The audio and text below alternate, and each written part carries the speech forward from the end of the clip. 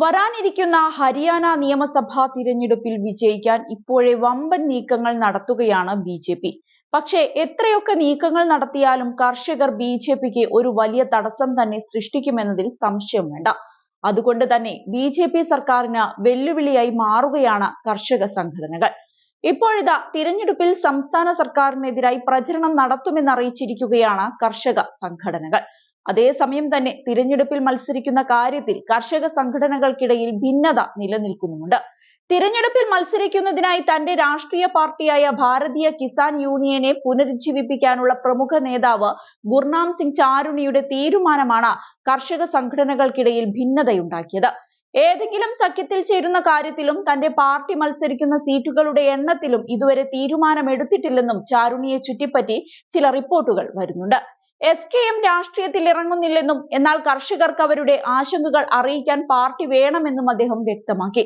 സംസ്ഥാന സർക്കാർ 10 ഉൽപ്പന്നങ്ങൾക്ക് മിനിമം താങ്ങുവില പ്രഖ്യാപിച്ചതാണ് തർക്കത്തിന് ഇടയാക്കിയ മറ്റൊരു കാരണം. ഈ നടപടി വെറും തട്ടിപ്പ് മാത്രമാണെന്ന് SKM അഭിപ്രായപ്പെട്ടപ്പോൾ BJP സർക്കാർ നടപടിയെ ചാരുണി സ്വാഗതം ചെയ്യുകയായിരുന്നു. നിയമസഭാ തിരഞ്ഞെടുപ്പ് പ്രഖ്യാപിച്ചതിന് ശേഷമുള്ള പദ്ധതികൾ ചർച്ച ചെയ്യുന്നതിനായി SKM നാളെ ഭിവാനിയിൽ ഒരു കൺവെൻഷൻ വിളിച്ചു ചേർത്തിട്ടുണ്ട്. BJPയെ പരാജയപ്പെടുത്താനുള്ള SKMന്റെ ആഹ്വാനം ഹരിയാനയിലും നടപ്പാക്കുമെന്ന് മുതിർന്ന നേതാവ് ഇന്ദർജിത് സിംഗ് പറഞ്ഞു. ലോക്സഭാ തിരഞ്ഞെടുപ്പിൽ സംസ്ഥാനത്തെ BJP സ്ഥാനാർത്ഥികളെ പരാജയപ്പെടുത്താൻ SKM കഠിനാധ്വാനം ചെയ്തിട്ടുണ്ടെന്നും അദ്ദേഹം ഓർമ്മപ്പെടുത്തി.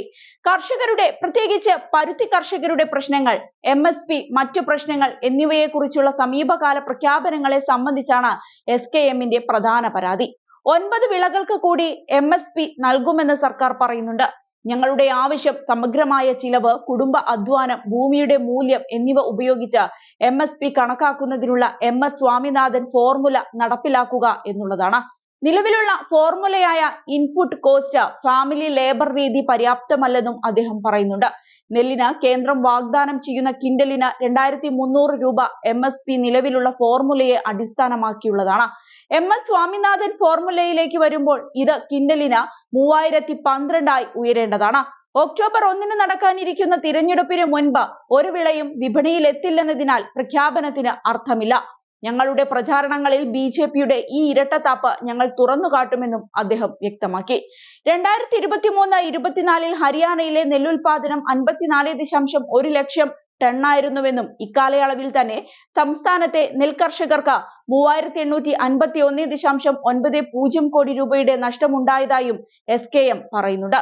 ഹരിയാനയിലെ 24 വിളകളിൽ ഓരോന്നിനും സമാനമായ നഷ്ടം കണക്കാക്കുന്നത് BJPയുടെയും നയാബ് സിംഗ് സർക്കാരിന്റെയും യഥാർത്ഥ കർഷക വിരുദ്ധ മുഖം തുറന്നു കാട്ടുന്നതാണെന്നും കർഷക നേതാവ് അഭിപ്രായപ്പെട്ടു. അടുത്തിടെ SKMന്റെ ഘടകമായ അഖിലേന്ത്യാ കിസാൻ സഭ പരുത്തി കർഷകർക്കായി സംസ്ഥാനത്ത് വലിയ പ്രതിഷേധം സംഘടിപ്പിച്ചിരുന്നു. പരുത്തി വിത്ത് വിതരണം ചെയ്യുന്ന വൻകിട കമ്പനികളുമായി സർക്കാർ ഒത്തുകളിക്കുകയാണെന്നും അതിനാൽ പരുത്തി കൃഷിയിലെ ഭീഷണിയായ പിങ്ക് ബോൾവോമിനെ ചെറുക്കാനുള്ള നൂതന പദ്ധതികൾ കർഷകരിലേക്ക് എത്തുന്നില്ലെന്നും ഹരിയാന കാർഷിക സർവകലാശാലയ്ക്ക് നൽകിയ പരാതിയിൽ അവർ ആരോപിക്കുകയും ചെയ്തിരുന്നു. ഏതായാലും കർഷകർ BJPക്കെതിരെ കടുംപിടുത്തം പിടിക്കുന്ന സാഹചര്യത്തിൽ ഹരിയാനയിൽ സംഭവിക്കാൻ പോകുന്ന സംഭവ വികാസങ്ങൾ കണ്ടുതന്നെ അറിയണം.